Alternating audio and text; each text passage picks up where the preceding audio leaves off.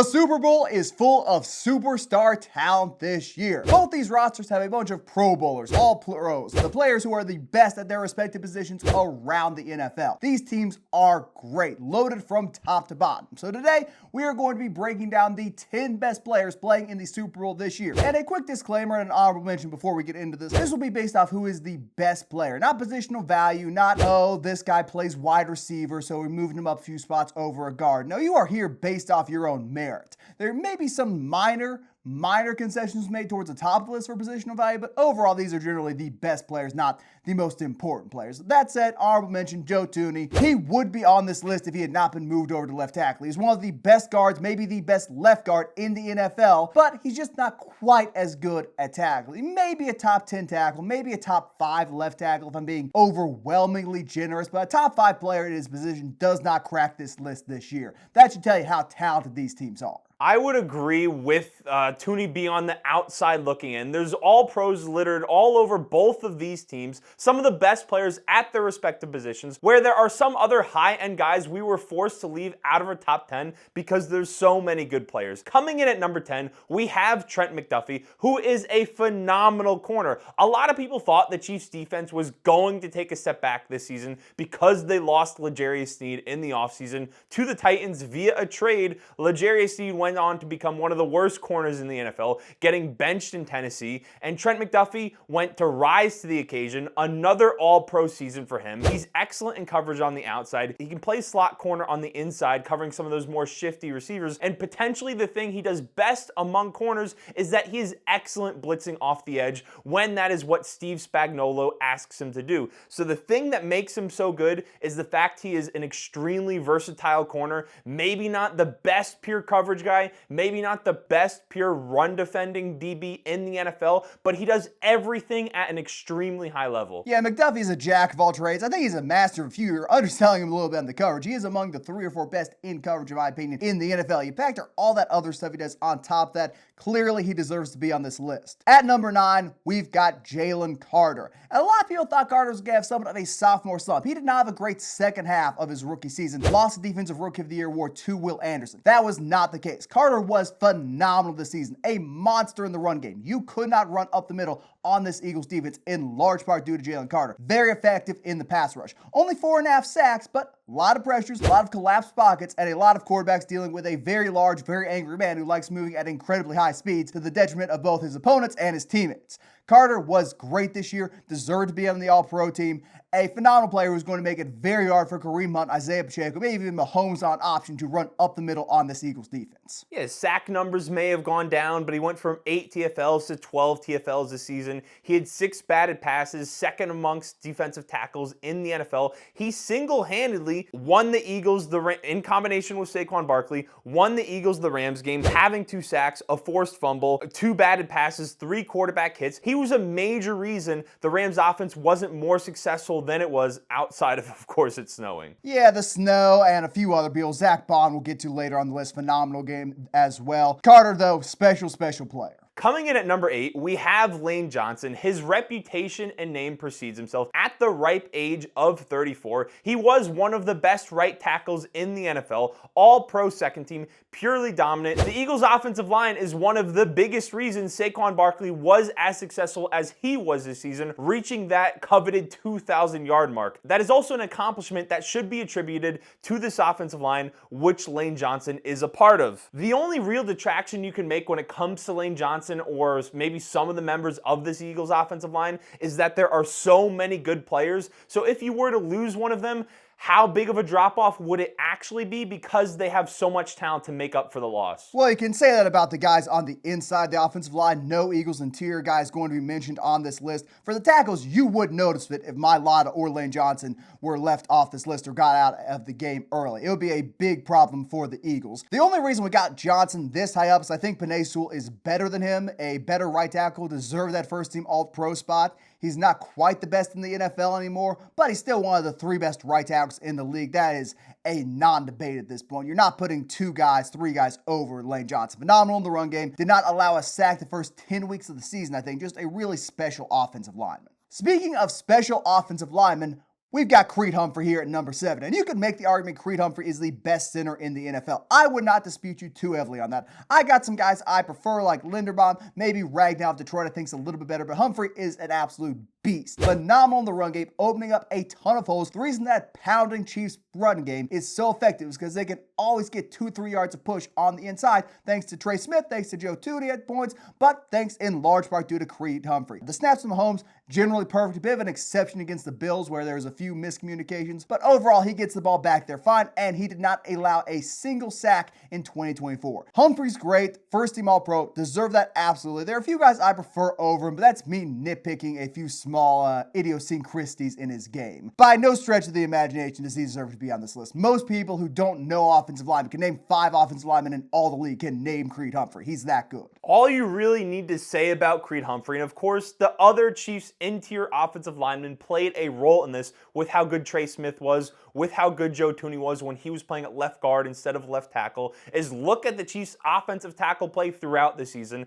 then consider the fact that they were able to get to 15 wins, and it is largely because of what they had from the interior offensive line. Creed Humphrey is another general on the field that isn't Patrick Mahomes and helps that offensive line get things done in the run game and the pass game. For what it's worth, for what you value PFF, he was also the highest graded center in the NFL, for them at least. At the PFF stuff, I found they've gotten better at grading offensive linemen as time has gone on. They've got some useful resources like the pressures and sacks allowed is generally fairly accurate, but I don't base my stuff off the PFF. I prefer Ragnow personally. That's just me, and Ragnow's a lot older, so this probably will not be a conversation next year for who the best center in the league is. Humphrey's great. Now, coming in at number 6, we have A.J. Brown, and if you have paid attention to our content at all over the last couple years, you know how special of a player I think A.J. Brown is. He's a top 5 receiver in the NFL. He can beat you at the catch point, he can run past you after he gets the ball in his hand, he's very good at route running, and he has the ability to take over football games. Now, maybe some people have been a little bit disappointed with his production this year because we've had games where he only has 1 or 2 catches for 10 to 30 yards, but that is because in those games, Saquon Barkley is the one taking over, or Devonta Smith has a big game. Maybe Dallas Goedert has 8 or 9 catches. This Eagles offense has a plethora of talent where they don't need A.J. Brown to just completely take over the game and have 1,700 yards in order for them to make the playoffs and in order for them to go on a deep playoff run.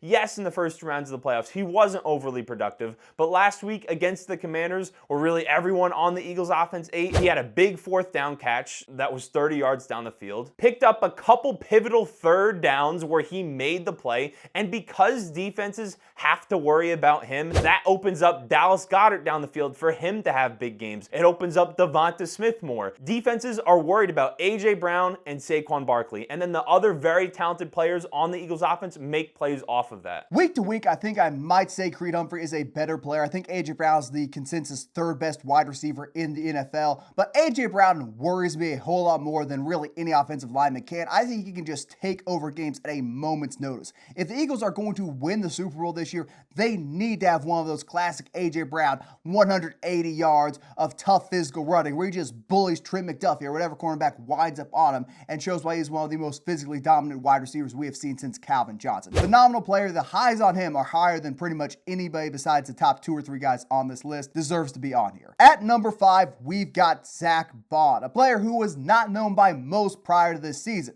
And from relative obscurity, he has taken over the top linebacker spot in the NFL. He is playing better than Fred Warner and Roquan Smith, in my opinion, which is an insane thing to say. But outside of forcing fumbles, there really wasn't anything Fred Warner did better than Zack Baun this year. Baun was a phenomenal tackler. He was everywhere. He filled a ton of holes. He recognized plays well before they manifested. He sniffed out every opponent, and in coverage, he was really hard to get open against. An underrated athlete who knows exactly where...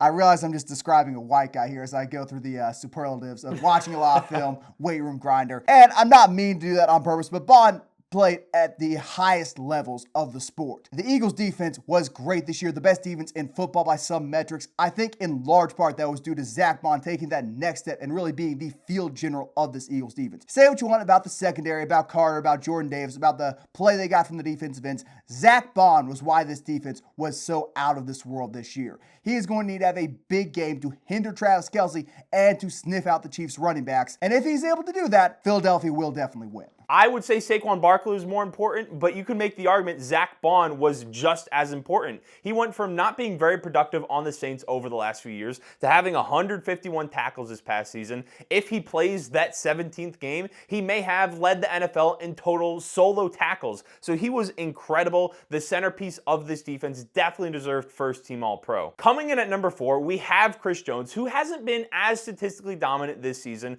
but a lot of what the Chiefs do on defense hinges on how offenses are trying to stop Chris Jones. He's able to move around the defensive line. He can rush from a 3 technique. He can rush an offensive tackle. He can move all across that defensive line and opens up George Karlaftis to get pressures on the quarterback, other players along that Chiefs defensive line to be productive. And he is a big piece to what the Chiefs do defensively. Without him on the field, I think we'd see a Chiefs defense that is not nearly as productive as they are, and just his presence is the reason they are so good. Yeah, the Chiefs defense does not force a ton of turnovers. They are not overwhelming in the pass rush. They don't have any 10-sack guys who are just going to win by themselves, but they're suffocating. They don't let you get big explosive plays. They keep you under 3.5 yards a carry. They are hard to do anything against, and the biggest part of that is Chris Jones. Since Aaron Donald retired, it's pretty clear he's the best defensive lineman in all football. Maybe you want to throw Myles Garrett in there. Myles Garrett's demanding a trade. Chris Jones is demanding a double team in the Super Bowl. There's some levels to this. It's hard to argue what he does for this Chiefs defense. If you watch the games, you know. Every single team is game planning against Chris Jones, and if you do not dedicate 2 guys and potentially a little bit of chip help on the outside to him, he is going to wreck your game plan. Do you think there's a better D lineman than Jones in the NFL right now? I'd say maybe Garrett, but Myles Garrett is the only one you can make an argument for that is quite as versatile as he is, as someone who can slide inside and pass rush on a center or guard, and then also go outside and generate a sack or pressure on an offensive Garrett's tackle. Not hanging out in the 3 technique or going down playing no. We saw him Euro step the center and get it. Yeah, you're thinking of rare exceptions, though. Chris Jones has that hand in the dirt a whole lot more. Anyway, keeping it with linemen, we've got Jordan Mailata at 3, and I gotta be honest, we said we weren't going to deviate too much from our rankings. We came together to make this list. I wanted Jordan Mailata at 2. I think he was the best tackle in football this year, point blank period. The best offensive lineman in football this year. Just an absolute force on the field. A lot of those Saquon Barkley 50, 60-yard touchdown runs, and they come from a hole about 3 yards wide, which Barkley can just scamper through, build up that full head of steam, and start wrecking cornerbacks. The hole is that big because Jordan Mailata is the best mover of men in football. He's the best run-blocking tackle we have seen in the past decade. He will kick out defensive ends. He will drag defensive tackles up to the second level and block linebackers with him. He can get in front of safeties in space. Jordan Mailata is a phenomenal athlete. He's only allowed 1 sack all year. Comparably good in the pass protection. The reason Jalen Hurts has time in the pocket is due to a lot of reasons. The biggest of which is he is comfortable knowing there is a wall on his blind side which is not going to allow anyone to get past him. Mailata was sensational this year. If he had been around the league longer, had a bit more name recognition, and not just started playing football 5 years ago, he would be one of the most talked about players in the game, regardless of the fact he is an offensive lineman. Right now, he is Hall of Fame trajectory despite never playing a snap of college football. Mailata is a special player, and I hope other people come to appreciate him as much as I do over the years. Yeah, Tristan Wirfs got the first team All-Pro left tackle selection. He also played 5 more games, though. And Jordan Mailata was graded as the best offensive tackle in the NFL by PFF and was the All-Pro second team selection. So by all accounts, by everyone, he's had a phenomenal season. Incredible player, incredible offensive tackle, incredible offensive lineman. But I think when we take a look at Saquon Barkley's season, I think there is a bigger difference from what the Eagles accomplished offensively this year with him being a part of the team versus the difference we saw from the Eagles offensive line last year, which Mailata was a part of, and the production they had on offense to what the Eagles have done this year. With Are we sure that's not just because DeAndre Swift sucks? Are we sure of that? It could be a part of the equation that DeAndre Swift is not quite as good as some people want him to be. But when we take a look at Saquon Barkley, who is the second best player playing in this year's Super Bowl, what the Eagles have accomplished this season on offense, what he has accomplished this season on offense is truly truly special. I made a video saying that it was the greatest running back season we have ever seen, regular season and playoffs combined, and there's only a couple other years that really stack up with it. You've Terrell Davis's 1998 season and 1997 season when the Broncos won the Super Bowl. In both those years, he had about as many total yards as Saquon Barkley has had this year. Saquon Barkley will likely eclipse those total yard marks in this season. Marshall Faulk's season in 2001 with the Rams also stacks up to Saquon Barkley's when you take a look at the stats. Saquon Barkley has already cleared him in total scrimmage yards, has more touchdowns than Faulk already heading into the Super Bowl. I think when we look at historic running back seasons, the two Terrell Davis years that really made him a Hall of Famer and also won the Broncos those two Super Bowls are the only seasons that really compare to Saquon this season. And when we look at where the Eagles offense went in 2023 to what they were in 2024, they lost 6 of their last 7, had a very disappointing first round exit, then only lose 3 games during the regular season. 2 of the games they lost, A.J. Brown was on the field and their offense was getting into the swing of things at the beginning of the year. And the other game they lost was to the Washington Commanders after Jalen Hurts left the game with a concussion. So when this Eagles team has all of the players on the field and Saquon Barkley to feed off of, they are truly special and he is the centerpiece of this offense. I think the problem was saying all-time great and doing the historic comparisons for running back seasons based off playoff production is it removes the context of the fact like, okay, Adrian Peterson ran for 2,000 yards and had Joe Webb starting for him at quarterback who completed 37% of his passes in a playoff game. What's he supposed to do? O.J. Simpson ran for 2,000 yards in 14 games, went 9-5. They didn't even make the playoffs because of how pathetic every other piece of that offense was outside of O.J. So I wouldn't say it's the greatest running back season ever. I wouldn't even say it's comparable to Faulk's. He certainly needs a ring to get into that conversation. But undoubtedly, that sounds like hating. It's been a fantastic year for Barkley, aided by the offensive line, yes, but no other player in the league besides maybe Derrick Henry could produce this way behind this offensive line. Special player, hard carried the Eagles offense over the course of the year. You already said most of it. I don't need to add too much. The only thing I want to clarify is that I think for him to actually eclipse the Terrell Davis and Marshall Faulk seasons is like them. They won Super Bowls. The Eagles need to win the Super Bowl, and he needs to have a ring to I think, be in the conversation with those 3 years. And again, if you're talking about the greatest running back seasons ever, I don't think you're going to mention this Saquon one. Modern NFL, great offense. Leave that for a conversation 5 years from now. But anyway, you know number one is Patrick Mahomes. And I really would have put Barkley and Mailata over him prior to the AFC Championship game. But Mahomes played arguably the best game of football of the season